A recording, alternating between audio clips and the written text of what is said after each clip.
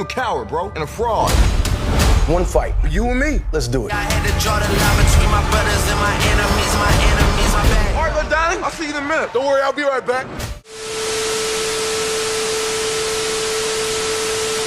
The concept of Killmonger versus Kang has sparked a lot of interest in Creed 3 in my opinion, and you'll be happy to know that both men come across fantastically in this film.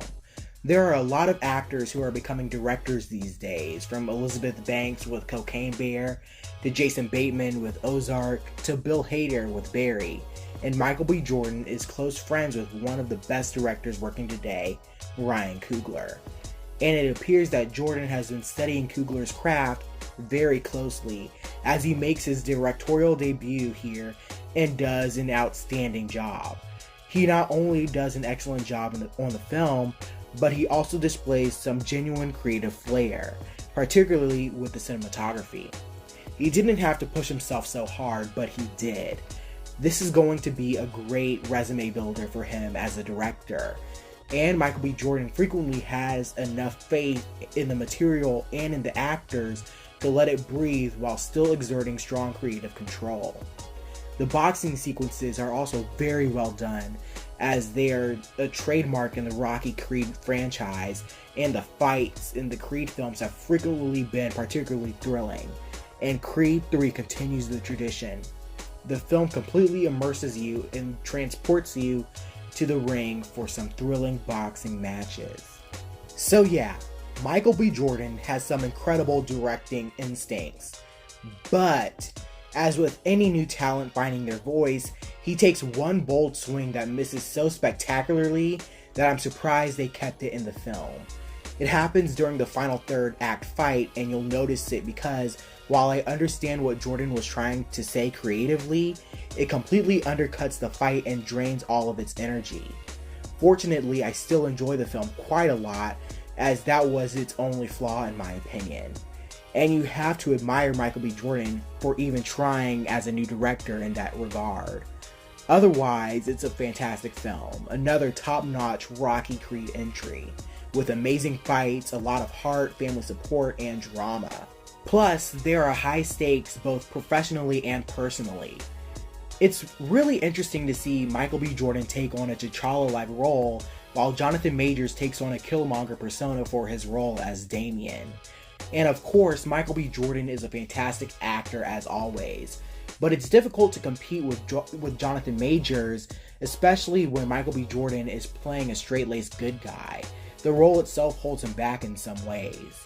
But Jonathan Majors is a true force of nature, and like Killmonger, you can understand Damien's rage, which is completely justified in many ways. I enjoyed the moral quandary at the heart of the film, and while I believe Damien handled the situation quite poorly, I believe Adonis Creed was clearly in the wrong. They really do create an interesting situation to deal with, and I appreciate that they do. And as for Tessa Thompson's Bianca, I've always liked her in the Creed movies because she's particularly good in them, but she's been relegated to the background wife role that plagued Adrian in the later Rocky films, which is unfortunate. And back to Jonathan Majors, he's just getting better and better with a truly incredible year for his career that is only just getting started. Majors has a tendency to mumble in his roles, but he's crystal clear here, and he's phenomenal. He'll break your heart while also terrifying you. It's incredibly complex of a performance with so much going on beneath the surface with Damien, and only the best of actors can convey that. He completely disappears into this role. Let's just hope Jonathan Majors gets better writers and more opportunities for Kang in the future of the MCU. So, thanks to this and his upcoming awards contender magazine Dreams, which just debuted at Sundance a month or so ago, Majors as well as Michael B. Jordan are in peak physical condition, as they did the work at the gym, not only building up their physiques, but also learning some really fantastic fight choreography, as the boxing matches are not only brutal, but simply fascinating to watch, giving you a real appreciation for the strategy of boxing. I also enjoyed the pageantry surrounding the fights, which was all just very well done. And speaking of learning about boxing, Creed's tween deaf daughter, Amara, is eager to follow in her father's footsteps, and many of Michael B. Jordan's scenes with the young actress Mila Davis Kent are both funny and touching. And with their scenes, you could see the franchise shifting yet again, as we started with Rocky, moved on to Adonis Creed, and now they're laying the groundwork for Creed's daughter, which I'm all for. Muhammad Ali's Rumble in the Jungle is mentioned in the film, and Ali's daughter, Layla Ali, went on to become a professional boxer herself. And with the rise of MMA and wrestling, female fighters are becoming more popular and mainstream, making me wonder if this franchise could successfully shift to focusing on a female fighter. It'd be fun to see, and with the right actress, it could work extremely well. It also just feels very rewarding to see the Rocky franchise evolve, because it will not only reflect changes in Hollywood, but will also highlight how Rocky, as a franchise about the underdog, has always been at the forefront of that change in Hollywood. Sylvester Stallone wrote the first Rocky film to carve out a leading role for himself in a Hollywood that didn't see a place for him, and thus he found a place for himself, and the film went on to become a box office success and a huge awards winner. And he went on to have an incredible career beloved by generations of moviegoers. And speaking of launching careers, Ryan Coogler wanted to direct a Rocky film because he grew up watching the originals with his father.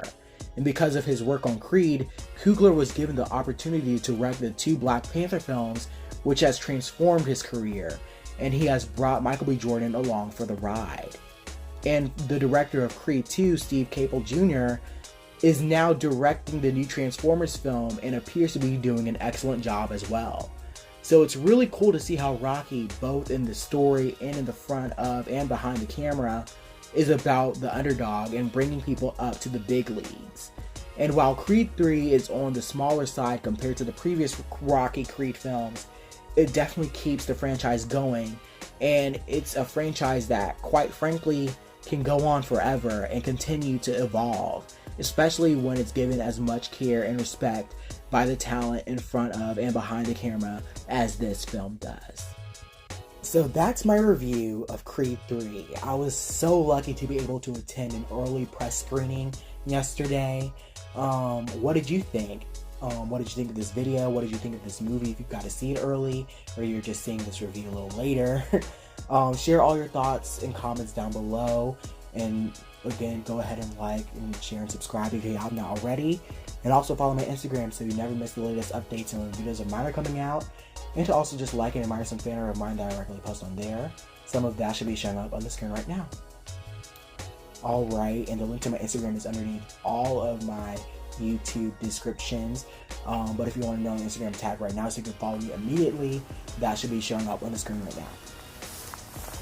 Alright, bye everyone. Get off my car. You don't remember me, huh? Psycho, Aiden Gorilla. Pull up, we scoring like Damian Lillard. He say he ain't mean it, but ain't he a killer? This could make him dance like he making a thriller. So much.